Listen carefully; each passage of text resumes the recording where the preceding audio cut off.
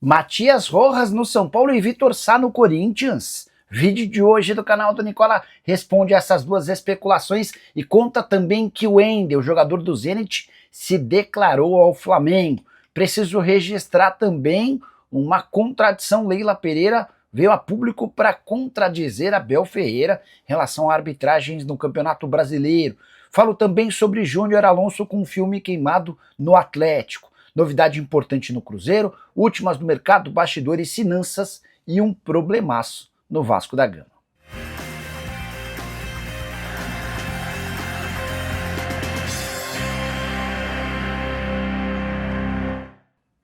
Fala aí pessoal, sou Jorge Nicola, bem-vindos a mais um vídeo do canal. Sempre bom ter vocês por aqui, sem perder tempo. Pedir para deixar like, se inscrever no canal e ativar as notificações. Super importante que você se inscreva no canal. Tem muita gente que assiste aos vídeos de forma diária, mas não é inscrito, dá essa moral. Combinado?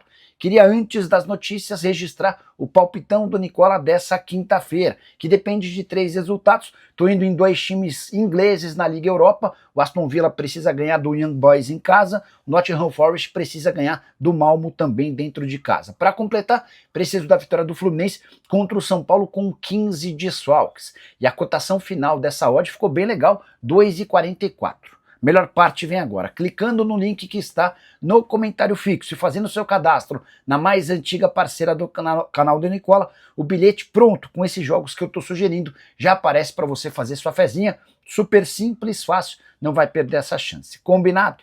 Agora sim, bora começar o vídeo com aquele tradicional giro de notícias para contar que o Fortaleza venceu o Red Bull Bragantino por 1-0 em Bragança Paulista na noite dessa quarta-feira, entrando de vez na briga para escapar do rebaixamento. Nesse momento, o Fortaleza tem 37 pontos, o Santos tem 38 e o Vitória, o primeiro time fora do Z4, aparece com 39. Segunda vitória seguida do Fortaleza fora de casa. Na rodada passada, Fortaleza já havia batido o Bahia por 3-2 em Salvador. Bora falar agora sobre o Grêmio, que tem certeza de que derrubará o transfer ban aplicado contra o clube durante o mês de dezembro. Punição por conta de um não pagamento de uma dívida com o River Plate do Uruguai por Arezzo, cifras bem inferiores aos 85 milhões de reais que o Corinthians deve e foi punido no transfer ban. Hora de falar sobre o Cruzeiro. Você sabia que a Raposa pode virar vice-líder no final de semana, certo? Basta vencer o Ceará fora de casa, que o Cruzeiro ultrapassa o Palmeiras, hoje com 68 pontos, Cruzeiro iria para 71, Palmeiras tem 70. E aqui vem a notícia nova. Se o Cruzeiro terminar o campeonato como vice-campeão, ele vai faturar cerca de 2 milhões de reais a mais na comparação com o prêmio prometido ao terceiro lugar. Não sei se você sabe, mas todas as classificações do Campeonato Brasileiro valem dinheiro. E quanto mais para cima na tabela de classificação você estiver, maior a grana. Quem vai fazer o pagamento ao Cruzeiro é a LFU, a Liga Forte União.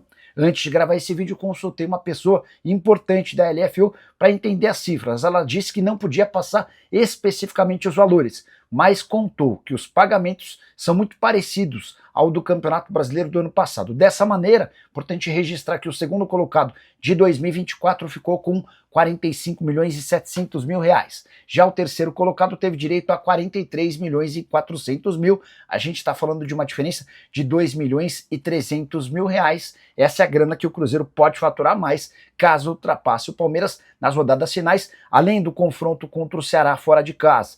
O Cruzeiro ainda recebe o Botafogo e visita o Santos. O Palmeiras faz apenas mais 2 jogos, ambos fora de casa, contra o Atlético Mineiro e contra o Ceará. Só para completar o noticiário cruzeirense, super otimismo em relação à busca por reforços. O clube deve ter um elenco ainda mais forte para 2026 com a disputa da Libertadores da América. Bora falar agora sobre um problema a ser resolvido pelo presidente Pedrinho no Vasco. E ele se chama Maxime Domingues, volante fora dos planos do Vasco e fora dos planos também do Toronto FC, para onde está emprestado até o fim dessa temporada.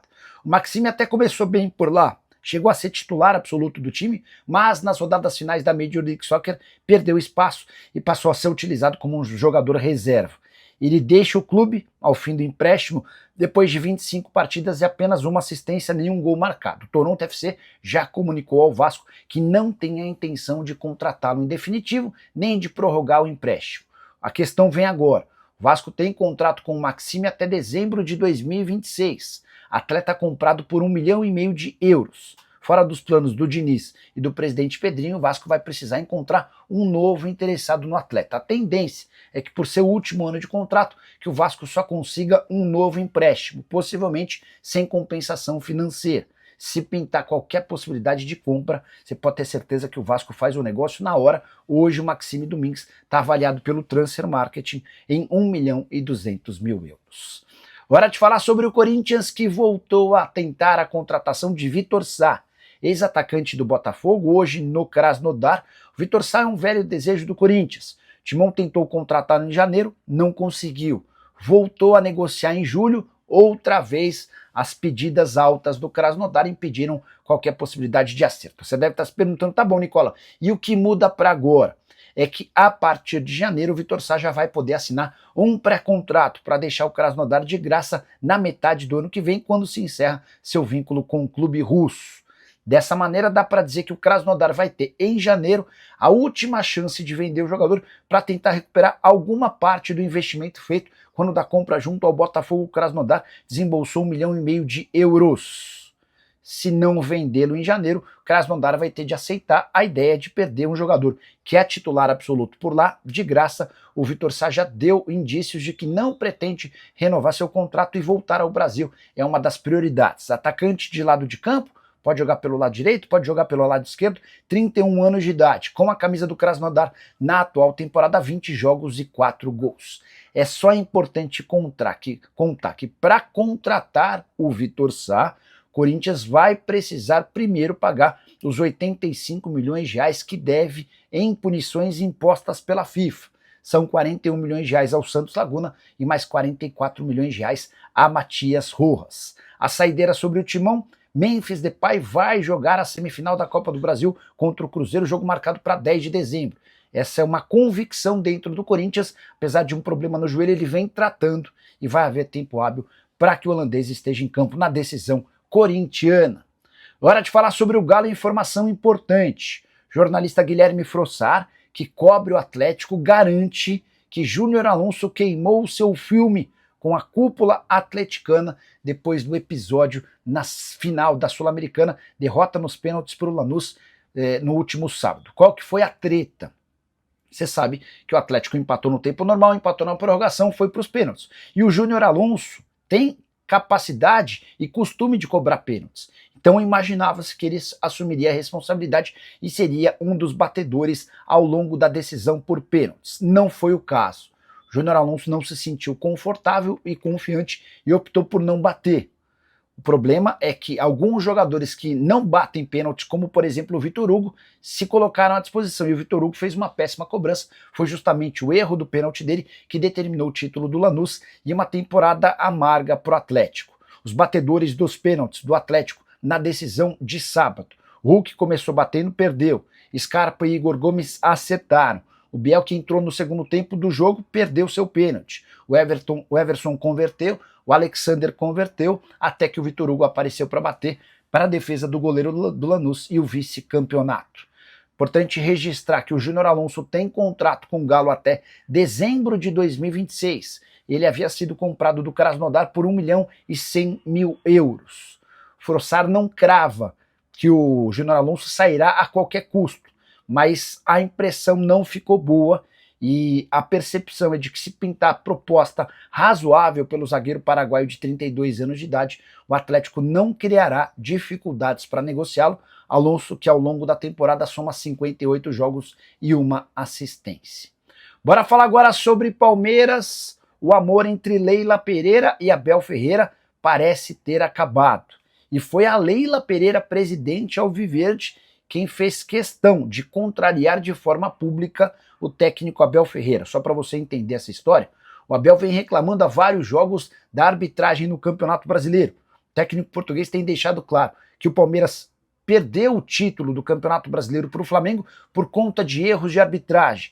Depois da derrota por 3-2 para o Grêmio na terça-feira, o Abel disse na entrevista coletiva que os árbitros mudaram seu comportamento de forma radical contra o Palmeiras a partir do pênalti não marcado contra o São Paulo num clássico no Morumbi.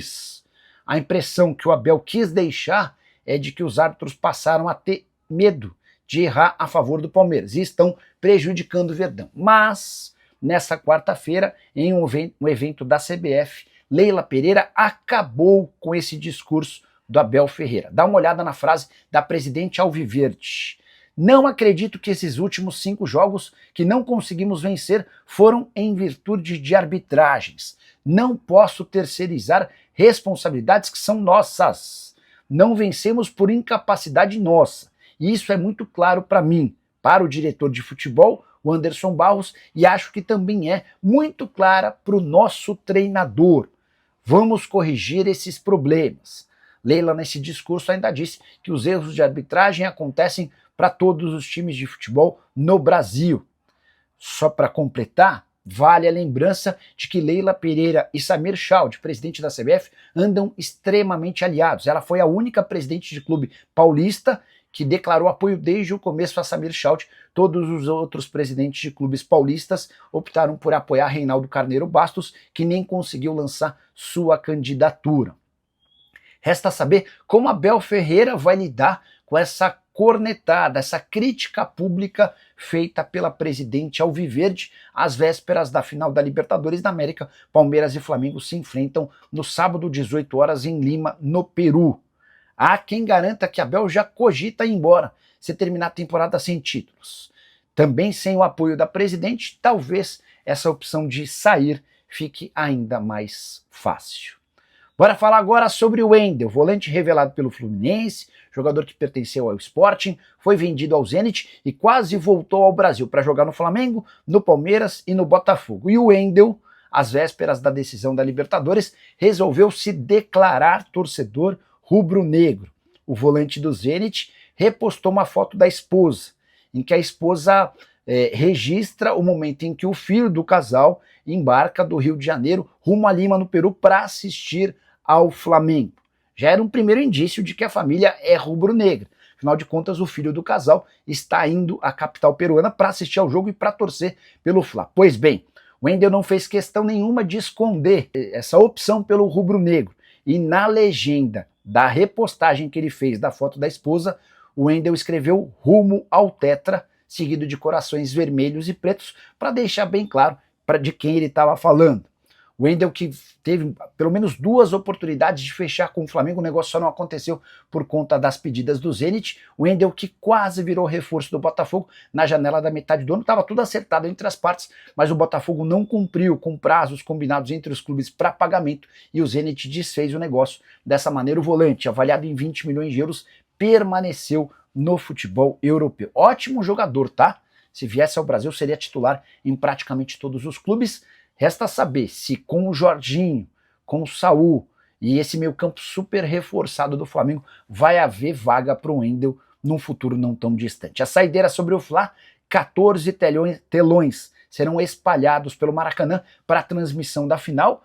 Vai haver até um show com a abertura de MC Maneirinho, Papetinho, Shadow e Ramonzinho, iluminação especial em vermelho e preto, fogos de artifício e fumaça rubro-negra. Esse é o clima que o torcedor do Flamengo vai encontrar, pelo menos aqueles que forem ao Maracanã para assistir a partida contra o Palmeiras. Quero fechar esse vídeo para falar sobre a possibilidade de Matias Rojas, ex-meia atacante do Corinthians, virar reforço do São Paulo. Nas últimas horas, um site que cobre o São Paulo cravou que existem tratativas entre Rojas e Tricolor.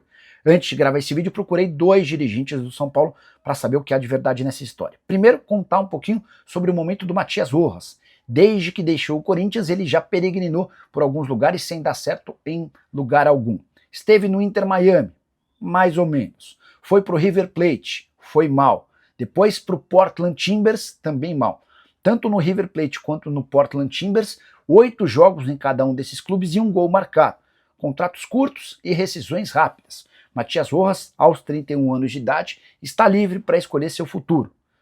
Confesso que achei a negociação meio estranha por conta da idade, 31 anos, e o fato de o Matias Rojas nunca conseguir disputar mais do que 30 partidas na temporada. Já deixei bem claro para vocês que a prioridade do São Paulo em relação a reforços para o ano que vem vai ser de jogadores com idade baixa e com potencial para jogar 60, 70 partidas no ano. está muito longe de ser o caso do Rojas. Pois bem, perguntei ao dirigente do São Paulo, a um dos dirigentes, e ele disse esquece. O segundo dirigente ainda cravou que o nome do Matias Rojas nunca foi debatido internamente, apesar de ter sido sugerido por um empresário. Então houve uma sugestão, o São Paulo descartou logo de cara e nem tem intenção de abrir conversas com Matias Rojas, o mesmo que cobra na FIFA 44 milhões de reais do Corinthians, enquanto o Timão não se acertar com o Rojas, não vai poder registrar novos atletas. Só para completar o noticiário do São Paulo, Luciano com trauma na perna e Ferreira com edema na coxa são mais 2 desfalques do tricolor, que tem